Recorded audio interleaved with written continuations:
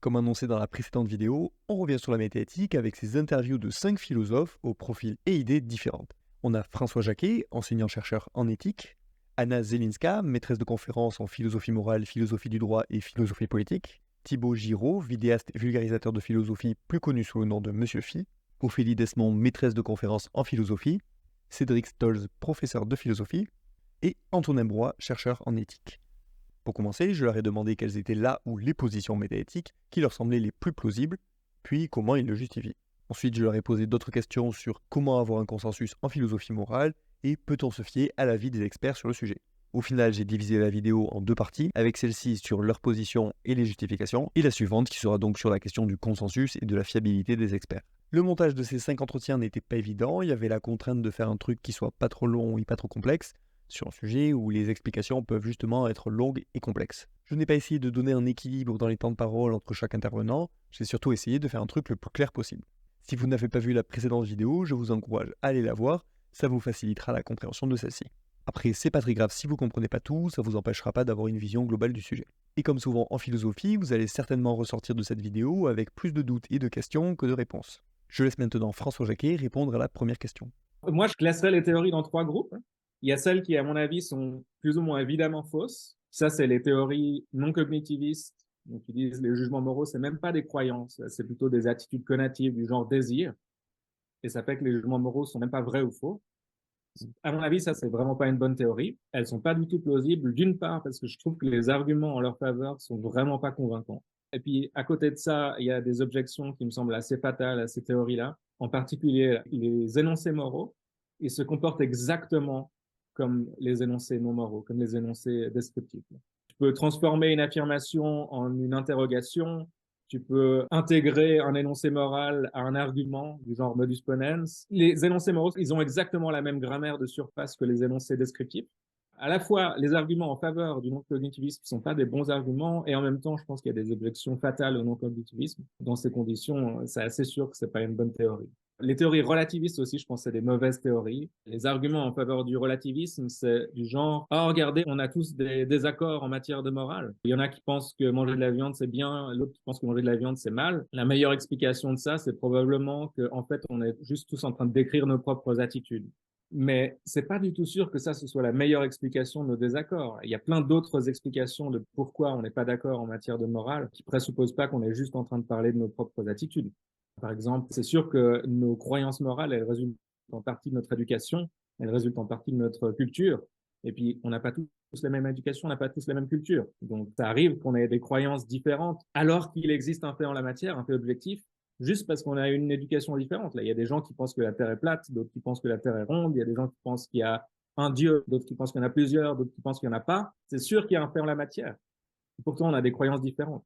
Donc, c'est bien possible qu'il se passe juste la même chose avec les croyances morales. Et puis, à côté de ça, tu as des objections au relativisme qui sont, à mon avis, clairement fatales. Si, quand je dis l'euthanasie est immorale, je suis juste en train de décrire mon attitude de désapprobation, et quand toi, tu dis l'euthanasie est morale, tu décris ton attitude d'approbation, en fait, on n'a pas de désaccord. C'est vrai, on dit tous les deux la vérité. C'est vrai que tu approuves l'euthanasie et c'est vrai que je la désapprouve. Donc, on n'a pas de désaccord. Mais ça, c'est absurde. C'est évident que quand je dis l'euthanasie est immorale et que toi tu dis l'euthanasie est morale, on a un désaccord. Donc le relativisme, il n'arrive même pas à expliquer un truc aussi banal que le fait qu'on a un désaccord dans ce cas-là. Et à mon avis, ça c'est vraiment une objection fatale. Ensuite, il y a des théories dont je pense qu'elles sont fausses, mais je suis pas complètement convaincu. Ça, c'est le cas des théories naturalistes et aussi des formes constructivistes du subjectivisme, du genre la théorie de Rawls. Je pense que ça, à mon avis, c'est pas une bonne théorie, mais je suis pas absolument convaincu qu'elle est fausse pour autant. C'est l'idée que des institutions justes, c'est les institutions qu'on choisirait dans une situation contractuelle si on était tous idéalement rationnels, informés, et qu'on était comme séparés du monde par ce qu'il appelle un voile d'ignorance qui nous empêche de voir quelle position on occupe dans le monde. Le voile d'ignorance garantit une certaine forme d'impartialité. Donc, quand on se demande quelles institutions on devrait maintenant sélectionner, il faut se demander quelles institutions on choisirait derrière le voile d'ignorance si on était parfaitement rationnel et informé. C'est une théorie de la justice des institutions, mais il y a des gens qui défendent le même genre de théorie au sujet de la morale. Les principes moraux vrais, c'est ceux qu'on choisirait si on était derrière un voile d'ignorance, qu'on était parfaitement rationnel et informé.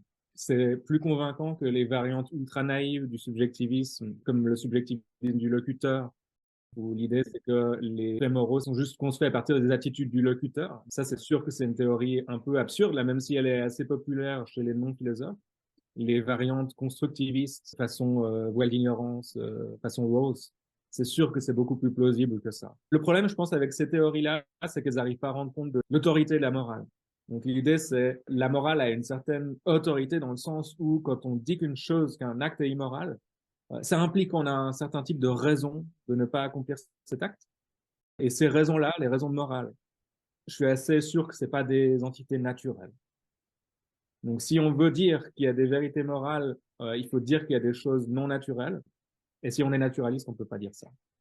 Du coup, ça nous laisse avec la troisième catégorie de théorie, et ça, c'est celle que je préfère, et c'est la théorie de l'erreur et le non-naturalisme. Donc, deux théories qui convergent quand même sur certaines affirmations. Là, elles sont d'accord pour dire les jugements moraux, c'est des croyances, pas des désirs, et elles sont d'accord pour dire les faits moraux, c'est des faits non naturels.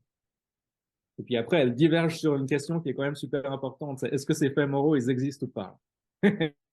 Et donc, le non-naturaliste dit, ben oui, les faits moraux existent. Et puis ça, c'est chouette parce que ça fait qu'au moins certaines de nos croyances, certains de nos jugements moraux sont vrais. La théorie de l'erreur, inversement, elle te dit, ben non, il n'y a pas de faits moraux. Et du coup, tous nos jugements moraux sont faux. Et mon problème, moi, c'est que j'arrive pas à choisir entre ces deux théories. Parce que tu n'es pas du tout tranché sur la question des faits moraux au final. Exactement. Sur la question de la sémantique des énoncés moraux, la psychologie des jugements moraux, je suis assez sûr de moi. Je pense que les jugements moraux sont des croyances qui portent sur des faits non naturels. Et puis après, sur la question ontologique, là, je suis super hésitant. Je ne sais pas si ce genre de fait existe ou pas. Le non-naturalisme, il a cet avantage sur la théorie de l'erreur qu'on pourrait dire qu'il y a une présomption en sa faveur. Le non-naturalisme, c'est la théorie qui nous dit que la réalité est conforme aux apparences. Donc c'est la théorie qui rend le mieux compte de nos intuitions. Ça, il nous semble que torturer un chat pour s'amuser, c'est immoral. Cette théorie, elle nous dit, ben ouais, c'est vrai, parce qu'il y a un fait que torturer un chat pour s'amuser est immoral. Puis de façon générale, ben, elle rend vachement justice à nos intuitions. Donc ça, on pourrait dire, ben, c'est au moins la position par défaut. Il faudrait vraiment une objection très sérieuse au non-naturalisme pour dire, OK, en fait, c'est la théorie de l'erreur qui est bonne. Vu qu'il n'y a pas d'objection, est-ce que tu adhérerais un peu plus au non-naturalisme du coup, ou est-ce qu'il y a d'autres choses qui te vont pas trop dans le non-naturalisme?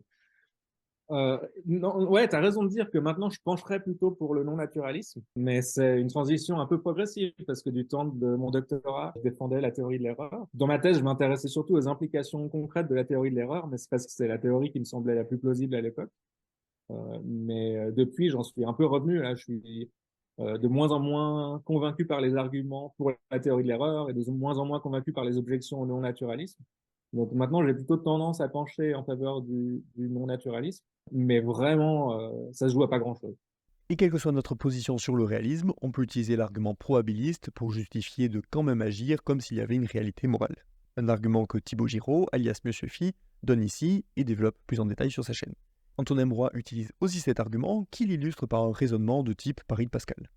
Une raison d'être réaliste, c'est que c'est pas totalement absurde d'être réaliste. Genre, il y a au moins une petite probabilité que le réalisme moral soit vrai. Et en fait, cette petite probabilité peut constituer une sorte de raison objective d'agir. C'est l'argument de Michael Woomer. La simple probabilité que le réalisme moral soit correct peut suffire pour justifier le réalisme moral. Personnellement, j'essaie de prendre au sérieux la possibilité de se tromper quand on fait de l'éthique. Donc, je pense qu'on est dans une situation d'incertitude morale. Donc, plutôt que de m'en tenir à une seule position, j'essaye d'attribuer des degrés de confiance à plusieurs positions différentes, des sortes de degrés de probabilité qui reflètent le mieux possible l'état de mon incertitude. Et donc, à l'heure actuelle, je suis plutôt confiant, même très confiant dans le fait qu'il n'y a pas de fait moraux objectifs, mais dans l'éventualité où je me trompe, je pense que ça serait la théorie hédoniste qui serait sûrement vraie. Si j'agis en tant que nihiliste, en tant que personne qui pense qu'il n'y a aucune vérité morale, je fais ce que je veux, tout ça, mais qu'il existe des vérités morales, donc des choses qui sont vraiment bonnes et vraiment mauvaises, ça sera vraiment catastrophique. J'aurais vraiment fait le mal. Mais par contre, si j'agis comme une personne morale, mais qu'il n'y a pas de faits moraux objectifs, dans ce cas-là, il se passe rien. Ça va pas être négatif pour qui que ce soit. Ça, c'est un argument pour dire que dans tous les cas, il vaut mieux faire comme si le réalisme moral était vrai, comme s'il y avait bien des vérités morales. Et donc, même si je pense que c'est très probable qu'il n'y ait aucune vérité morale objective, il vaut mieux agir comme s'il y en avait. Le truc, c'est que très souvent, les gens ne veulent pas considérer des raisonnements probabilistes sur des questions de métaéthique. Il y a une sorte, ils ont l'impression que les probabilités, des D'accord. choses comme ça marche sur je sais pas, sur des lancers de dés, mais pas sur des thèses philosophiques. Je pense que c'est tout à fait pertinent Ok. encore de parler de probabilité, même sur des questions de ce type-là. Ouais. Et d'ailleurs, même si quelqu'un me soutient ça, j'aurais envie de lui dire, mais à quel point tu es certain, est-ce que tu es absolument certain? Et, enfin, ça se mord un peu la queue parce que lui, il pourrait dire, je suis absolument certain que ça n'a aucun sens de parler de probabilité pour les questions sur les probabilités ou sur les questions morales, etc. Il y a un débat intéressant à avoir sur l'appréhension des probabilités. Mais ça n'a plus rien à voir avec les questions morales, en fait. Mais en fait, si, enfin, indirectement, parce que ta façon de traiter les incertitudes théoriques, les incertitudes qui ne sont pas mesurables aussi objectivement que des lancers de dés pour lesquels tu peux dire, bon, bah, je répète l'opération et la probabilité, c'est la limite de la fréquence. Ces questions très, très, très théoriques sur la nature des probabilités, en fait, elles ont des conséquences sur plein de choses, et notamment sur ta façon d'appréhender des thèses morales. Dans le cas où le réalisme moral serait vrai, Antonin Broy nous a dit que la thèse la plus probable selon lui serait l'hédonisme métaéthique. On le laisse développer. Celle-là est un peu plus radicale et beaucoup plus minoritaire à l'heure actuelle dans le débat. C'est une position qui est hédoniste et qui essaye d'ancrer toute la morale dans quelques faits concernant le plaisir ou le bonheur et la souffrance. À savoir le fait que le bonheur, c'est quelque chose de bien et la souffrance, c'est quelque chose de mal. Et donc, selon cette position-là, une action serait bonne si elle permet de faire disparaître de la souffrance ou de faire apparaître du plaisir. Si je me fie à la grille de lecture qu'il y avait dans les précédentes vidéos, donc là, ça serait une position qui serait objectiviste, naturaliste, réductionniste, c'est ça? Alors, c'est une position qui est objectiviste. Par contre, c'est pas forcément une position qui est naturaliste. Là, ça va dépendre de comment est-ce qu'on considère exactement l'articulation entre le plaisir en tant qu'état mental et le bien, la propriété axiologique, propriété morale qu'instancie le plaisir. Et là, il y a quelques subtilités, mais c'est effectivement une bonne question parce que pour moi, la variante la plus prometteuse de ce genre d'hédonisme, c'est une variante qui est non naturaliste. Ça serait quoi les arguments qui font que tu adhères à cette ou ces théories? Alors, en ce qui concerne l'idée selon laquelle il n'y aurait pas de faits moraux objectifs, le problème, c'est que l'idée qu'il y a des faits moraux objectifs, c'est assez difficile même à concevoir. Pourquoi? Parce que les faits moraux objectifs, ce seraient des choses qui sont très, très bizarres. D'un côté, c'est censé être objectif, donc ça ne doit pas dépendre de nous, de ce qu'on pense, de toutes nos attitudes. Mais de l'autre côté, puisqu'on parle de faits qui sont moraux, c'est censé avoir un pouvoir de s'imposer à nous, d'avoir une certaine autorité sur nous. Si on ne fait pas les choses que la morale prescrit, il y a un problème avec notre manière de fonctionner, peut-être qu'on est irrationnel, en tout cas on peut nous blâmer pour cela. Et donc là, il y a un peu une dualité entre deux exigences qui existent, et cette dualité, elle semble à première vue être contradictoire. Pourquoi contradictoire? Parce que d'un côté, on veut que ces faits moraux soient objectifs, donc ne dépendent pas de nous, mais de l'autre côté, on veut qu'ils puissent en quelque sorte nous motiver, avoir une certaine autorité sur nous.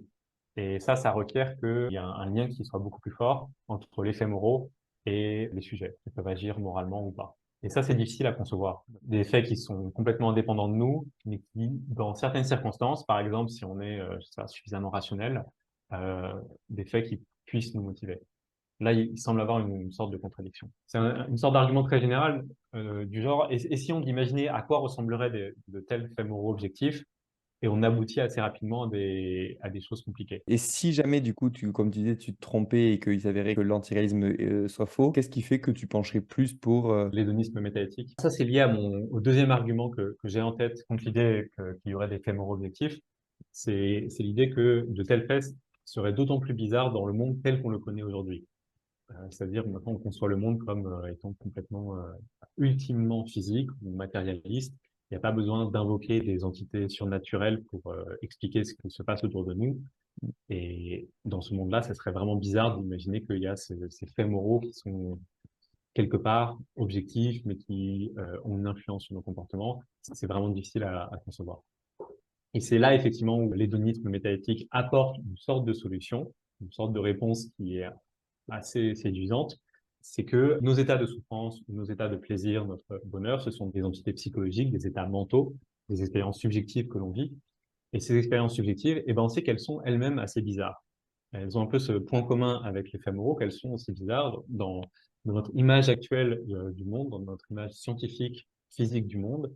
on a du mal à rendre compte de l'existence de ces états mentaux, du fait que quand on souffre énormément, on a vraiment l'impression que c'est quelque chose de très mauvais. C'est quelque chose qui est très difficile à l'heure actuelle de rendre compte avec les outils de la science, avec cette image physicaliste du monde. Si on essaie de se rappeler d'un épisode de souffrance intense qu'on a subi, c'est assez difficile de douter du fait que cette souffrance, elle est intrinsèquement mauvaise. C'est aussi pour ça, c'est une raison tout simple, mais qui est très très puissante, qui fait que cet hédonisme est une position assez séduisante. On a du mal à, même si on le veut, on essaie vraiment de se dire, ok, la souffrance, c'est rien du tout, c'est pas du tout objectivement mal, ça me fait rien, je peux juste l'ignorer. On a énormément de mal à l'ignorer. Et là, si on fait un peu l'avocat du diable pour répondre à cet argument, le fait qu'on souffre, c'est prudentiellement mal, mais ça ne veut pas dire que c'est moralement mal, quoi, pour dissocier le bien potentiel. Donc, ce qui est bon pour nous, qu'on peut dissocier du bien moral. Je sais pas ce que tu en penses de cette formulation. Effectivement, c'est possible de juste s'arrêter à la conclusion selon laquelle la souffrance est mal prudentiellement, mais c'est absolument pas mal moralement, de manière impersonnelle. Je pense que ça se tient très bien. C'est aussi une des positions que j'ai dans ma carte des positions possibles. C'est une position qui est carrément tenable, je pense. Après, il me semble aussi que quand on a une expérience de souffrance intense, on a cette impression très forte que cette souffrance, elle est en quelque sorte objective. Et du coup, c'est ça qui est intéressant, c'est que là, ce qu'on cherche, des faits moraux ou même des faits prudentiels objectifs, il y a la même idée d'objectivité qu'on retrouve quand on a une expérience de souffrance intense. On a l'impression que vraiment, c'est objectivement mauvais. C'est quelque chose, en quelque sorte, d'extérieur à nous, enfin, qui s'impose, dont le caractère mauvais s'impose à nous. Et moi, il me semble que quand on a on est en souffrance et qu'on ressent, on a cette impression très forte d'un caractère mauvais qui s'impose à nous, il n'y a pas vraiment de différence entre ce qui est prudentiellement mauvais et ce qui est moralement mauvais. En tout cas, moi, je suis pas capable de faire la différence. Pour moi, c'est donc assez tentant d'en conclure que la souffrance, c'est peut-être prudentiellement mauvais, mais c'est en tout cas moralement mauvais. En tout cas, les deux se confondent. Sur la difficulté à nier qu'il existe des ressentis objectivement positifs ou négatifs, on peut faire un argument similaire avec les préférences. Dans les deux cas, ça peut mener à un utilitarisme, avec d'un côté un utilitarisme hédoniste et de l'autre un utilitarisme préférentialiste.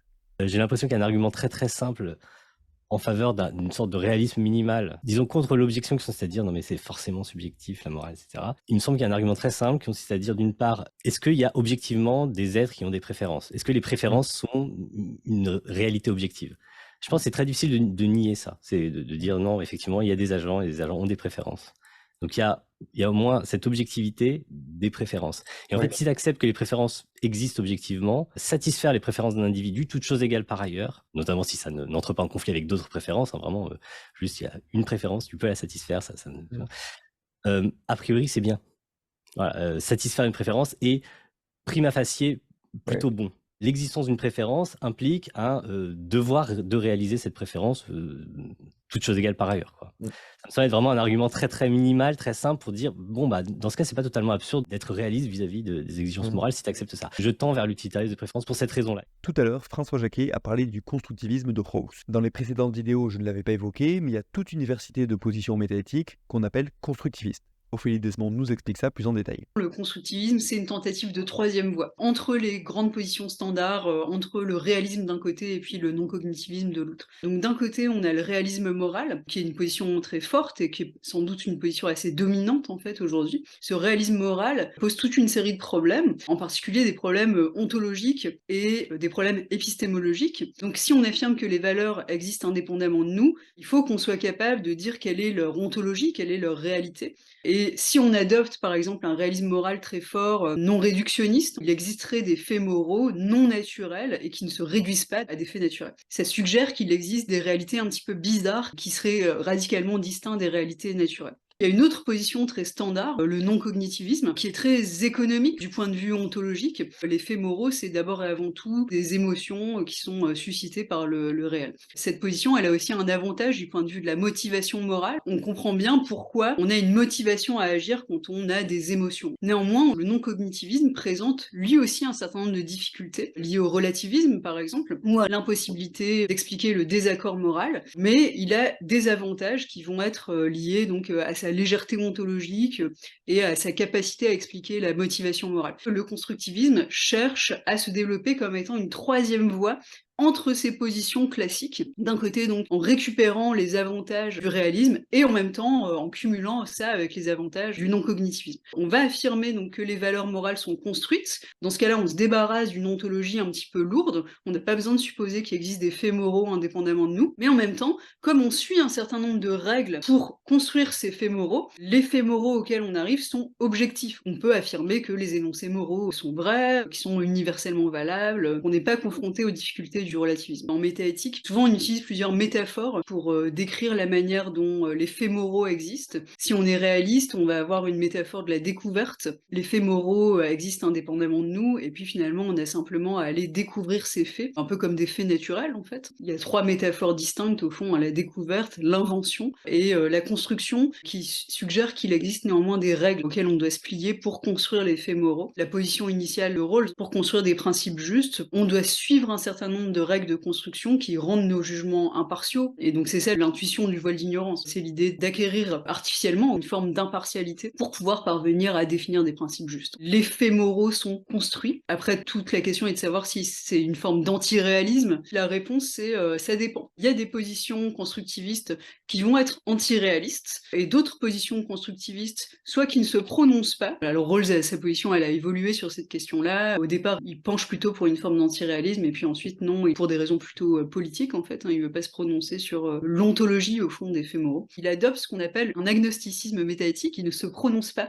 sur le statut ontologique du juste. D'autres constructivistes plus contemporains, comme Sharon Street par exemple, elle va assumer au fond une forme d'antiréalisme. Il y a une grande diversité de théories constructivistes, et c'est pas si évident qu'il y a une différence extrêmement claire entre des formes de réalisme qui peuvent être très subtiles et une position constructiviste. Donc ça, c'est une question qu'on va souvent se poser en fait. Est-ce que le constructivisme c'est une position distincte? Est-ce que c'est une position originale? Est-ce qu'il y a une réelle différence entre les positions constructivistes et les positions réalistes? Il y a tout un constructivisme kantien qui s'est développé. Ce qui est peut-être pas entièrement satisfaisant dans ce constructivisme, c'est sa capacité à se distinguer au fond d'une forme de réalisme. Il me semble qu'aujourd'hui, le constructivisme kantien, on a tendance à admettre au fond que c'est pas une position constructiviste en un sens fort, mais que ça correspond à une forme de réalisme. Christine Korsgaard va affirmer que les normes sont liées à certaines de nos identités. J'ai des devoirs en tant que parent, par exemple, ou en tant qu'enseignant. Donc les devoirs vont dépendre de certaines de nos identités. Toutes ces identités-là sont contingentes, on peut y renoncer,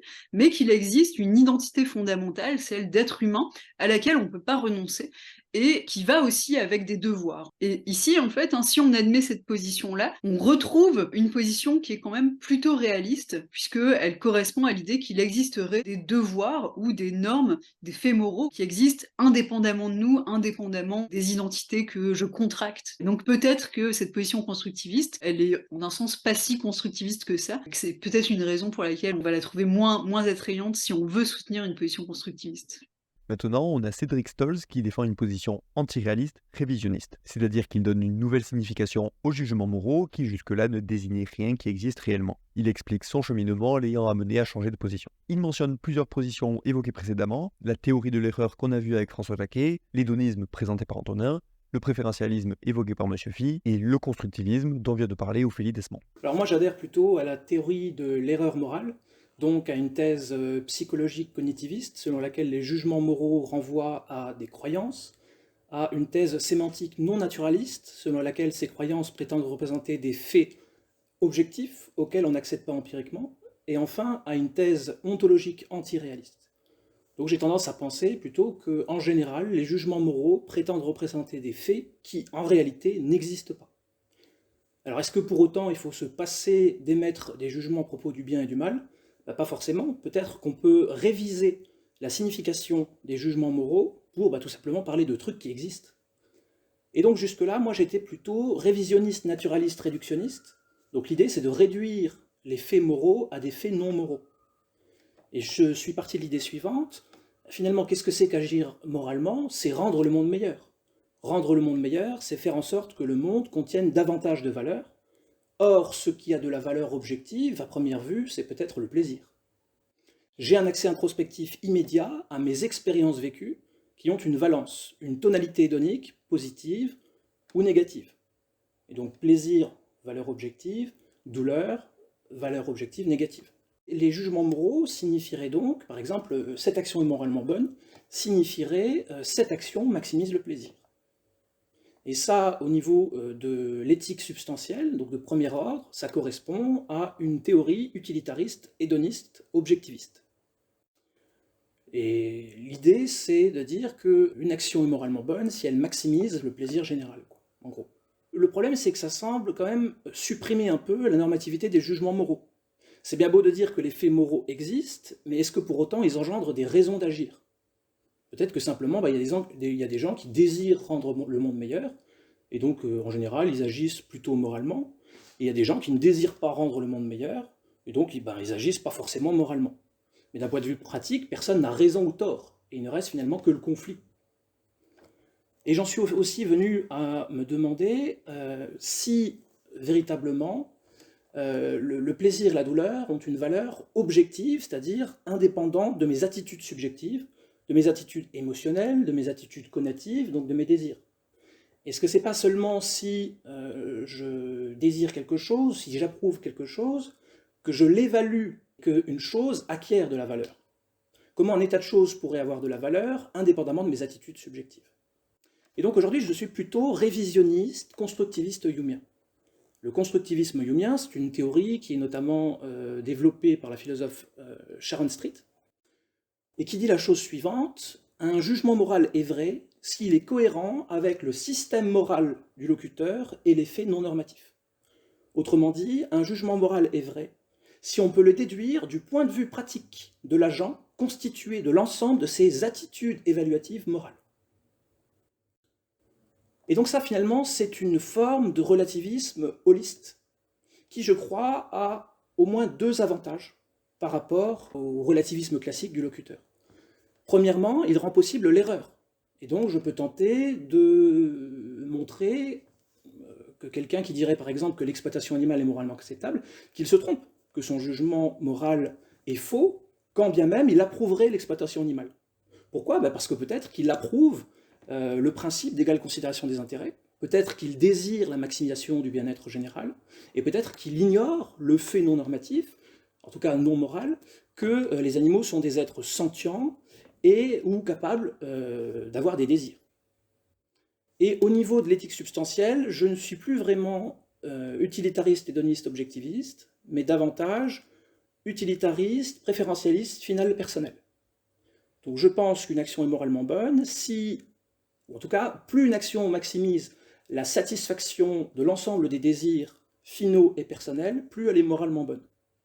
Donc dans les désirs qui sont à maximiser, seul importe les désirs finaux, ce que l'on veut en soi, et non pas les désirs instrumentaux, que l'on veut en vue d'autre chose, et seul importe les désirs personnels, et non pas les désirs non personnels. Donc chaque individu a un ensemble de désirs, parmi ces désirs finaux se trouvent des désirs personnels, ils peuvent être expérientiels ou non. Peut-être que quelqu'un a le désir d'avoir des croyances vraies, et pas seulement de faire l'expérience d'avoir des croyances vraies, ou d'avoir l'impression d'avoir des croyances vraies.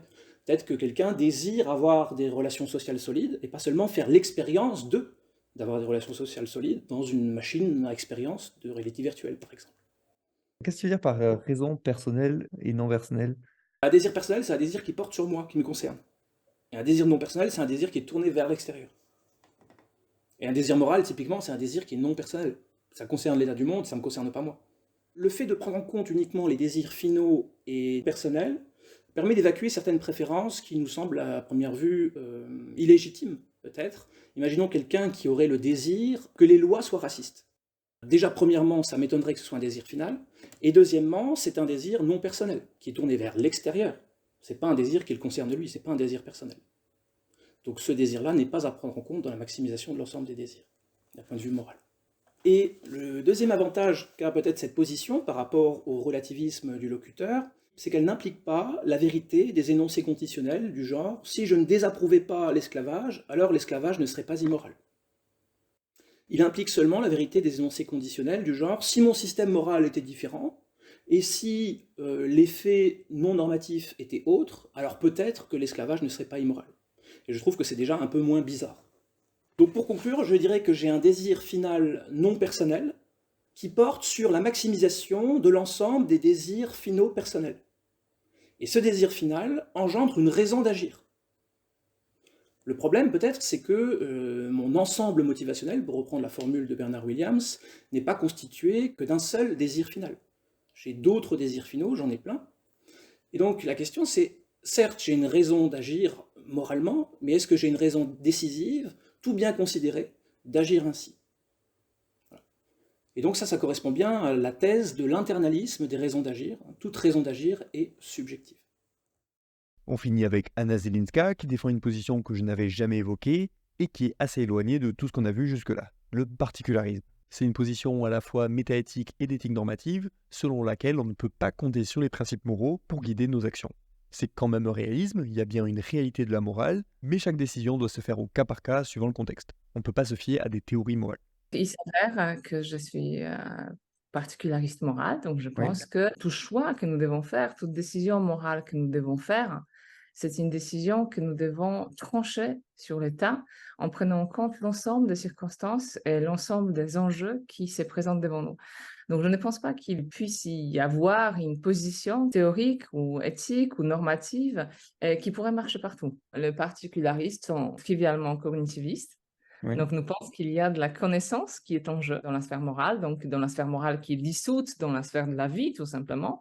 Donc, évidemment qu'il y a de la connaissance. Le particularisme moral, il est tout à fait réaliste. On avait l'impression pendant assez longtemps que pour qu'une doctrine soit réaliste, il faut qu'elle puisse être guidée par des règles. Le réalisme semble exiger les règles morales. Je ne sais pas d'où vient cette idée d'ailleurs. C'est aussi fondé sur tout un ensemble de confusions chez Aristote. Vous avez un réalisme et vous n'avez pas de règles morales.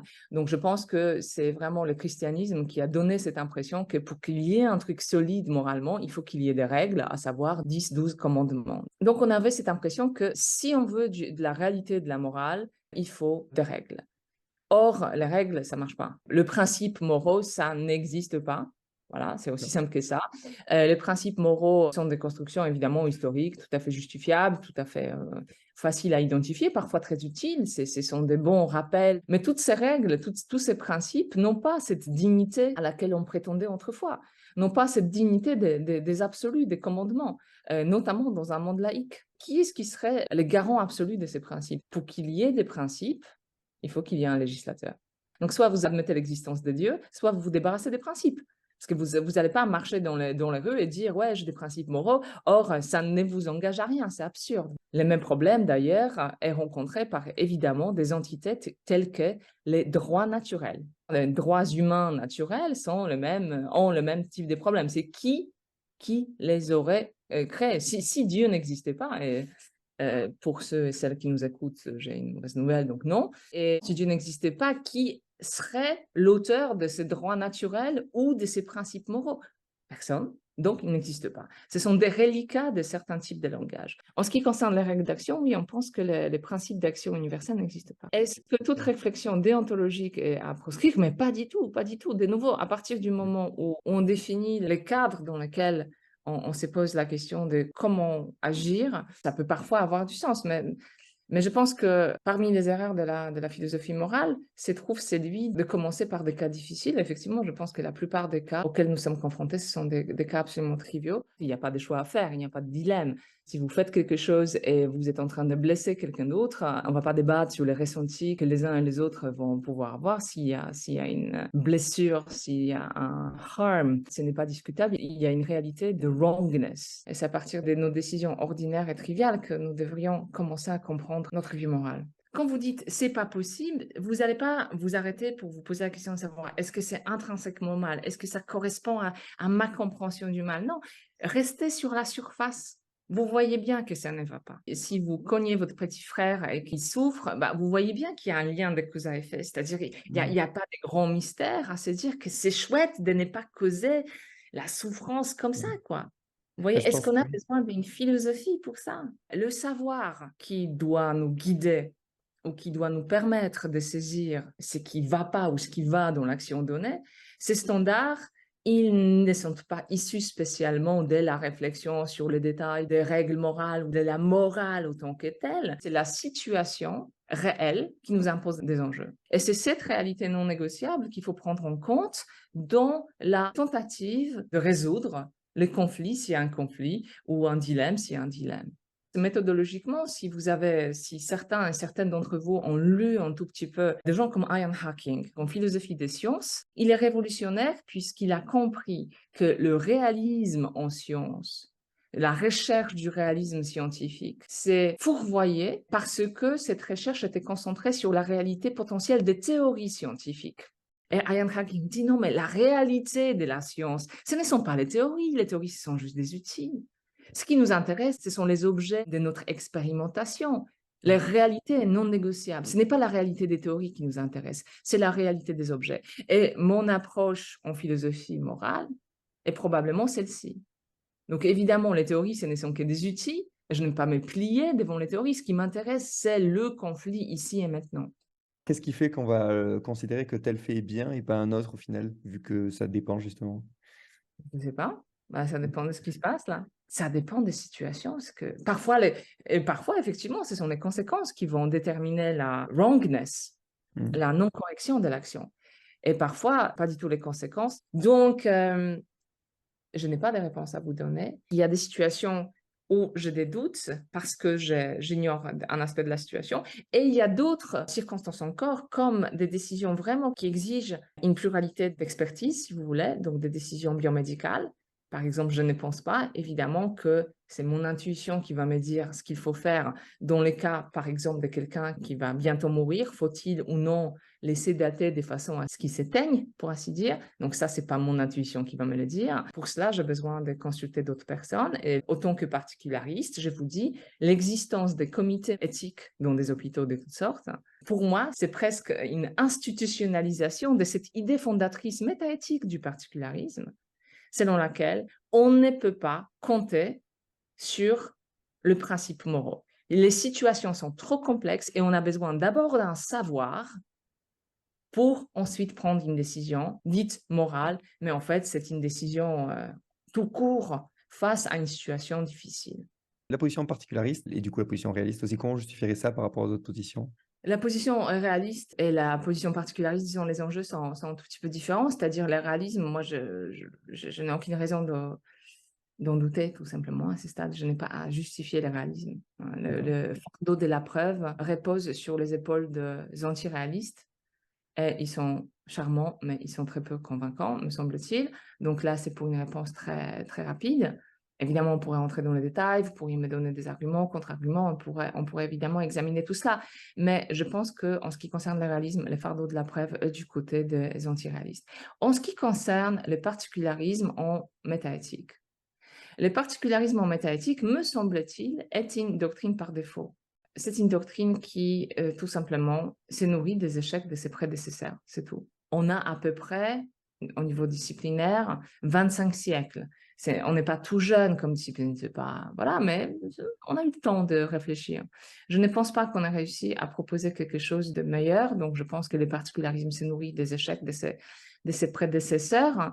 L'approche par principe, qui est donc l'opposé du particularisme, l'approche par principe nécessite une extraction donc du seul principe pertinent dans cette situation-là, voire dans toutes les situations à venir. Je ne vois même pas comment on peut honnêtement défendre l'idée aujourd'hui selon laquelle un tel principe est non seulement trouvable, mais même souhaitable. Les scepticismes moraux, ils émergent face, non pas au particularisme, le scepticisme émerge face à des théories morales ultra-principielles, soit la religion, soit d'autres, soit le kantisme, qui paraissent tellement absurdes qu'on se dit non, ces principes n'existent pas, donc aucune norme n'est envisageable. Nous, les particularistes, on dit ouais, ces principes n'existent pas, mais il y a plein d'autres choses qui sont en jeu, qui sont tout à fait réelles et qu'il faut prendre en compte, sauf qu'elles n'auront pas ces considérations, l'élégance des principes mathématiques ou quasi-mathématiques de la morale d'autrefois. Ça, c'est certain. Voilà pour cette vidéo. Si vous avez des questions, n'hésitez pas, j'essaierai d'y répondre dans la mesure de mes connaissances. N'hésitez pas aussi à me faire des retours, autant sur le contenu que le format. La deuxième partie sortira dès demain, je vous conseille d'aller la voir pour savoir si vous pouvez faire confiance à ce que vous venez d'entendre.